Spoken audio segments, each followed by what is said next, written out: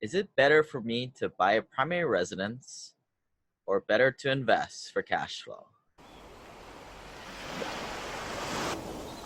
This is a story about a dude named Lane. And then one day he went and tried to rent them out, and then he became one real investor man. So I made this spreadsheet where I pretty much outline the years here at the top, and they go all the way to 30 years. Just took that as a normal amortization, 30-year amortization for a loan for a primary residence. I built this assuming someone was going to buy $800,000 house. Might be more or less where you live. And the way you read this is it goes across. I built this to go up 3% every year because that's what everybody says houses go up. Although we all know houses do go down from time to time. But for this assumption, let's just assume that the price of the home was always going to be going up.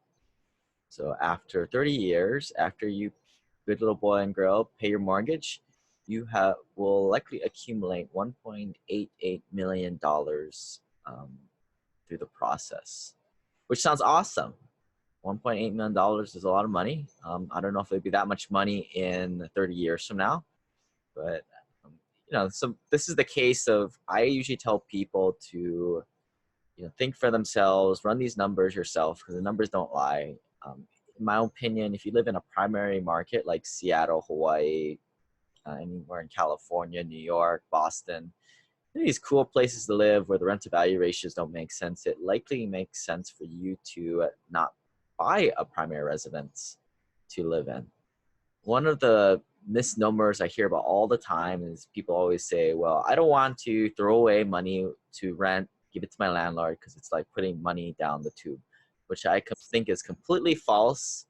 And all my friends who are financially free investing in real estate think it's also a bunch of bull too. Your money is not going to waste if you pay it in rent.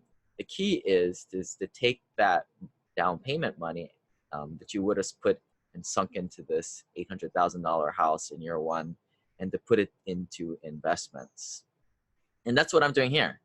I put up 3 scenarios where there's different assumption levels of IRR, which is internal rate of returns. You guys can Google that, but that's what we like to use as investors because it takes into account time value of money and the rate of return that we're getting. I would key in on this 10% model. So again, what we're doing here is we're taking 20% if we would have bought that $800,000 house. If we would have took that $160,000 and purchased rental properties, turnkey rentals, or put it into bigger deals, what would happen over the years at 10% IRR. So let's follow this along as we go 10, 20, 30 years into the future. At 10% IRR, we are at $2.5 million, which is greater than the 1.8 if you would have just sunk it into your home, which obviously is better. But I would say in most deals out there, you can pretty much find a pretty consistent 15% IRR out there. And if you follow that 10, 20, 30 years into the future, you're looking at $8 million. That is more than $6 million than if you would have just socked it away in your forced savings account, which is at home, which I'll caveat this saying that most people should probably buy a primary residence because most people are pretty terrible with money and they need that means for that putting money away via a mortgage into their house so they don't touch it because they're going to buy vacations, go to Las Vegas, buy jet skis, do whatnot with that money. So other than these, the obvious benefits of putting your money to investments, which is, $8 million, actually it's $9 million by year 30, is other benefits are cash flow. So in this model where you're buying a primary residence, all your money is going to your mortgage payments, and most people at that point are tapped out. Whereas if you're putting money into rental properties or syndications, you're going to get the cash flow possibly every month, every quarter, definitely on an annual basis. where you get to put that money and put food on the table, go on vacations, do whatever you want with it. That can be a little dangerous because some of us might want to spend that cash flow.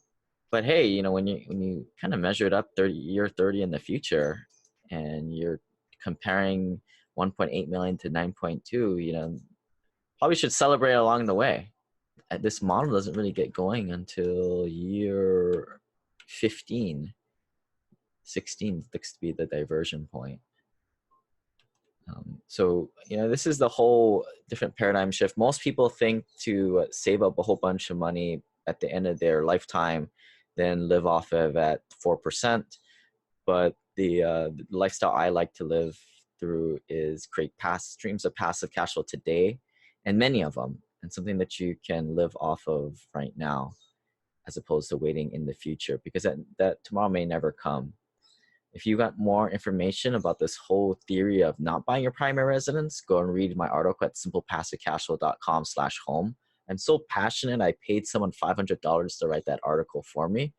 So check that out. And you know, the last benefit that I'll leave you guys with that is not taken into account in this model right here is this whole other benefits of the taxes. Now, when you're investing, you get depreciation from these assets.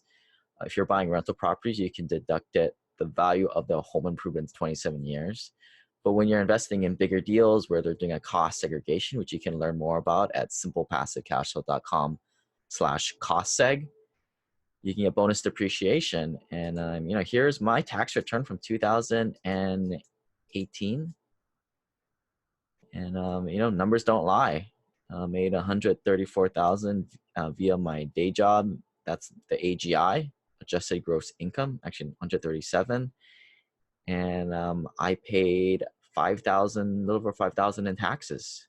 I believe that's around 4% effective tax rate, because my passive losses and my deductions from running my real estate business, which is a real estate portfolio, pretty much brought down my taxable amount throughout all these years, which is, again, not taken into account in all these calculations right here.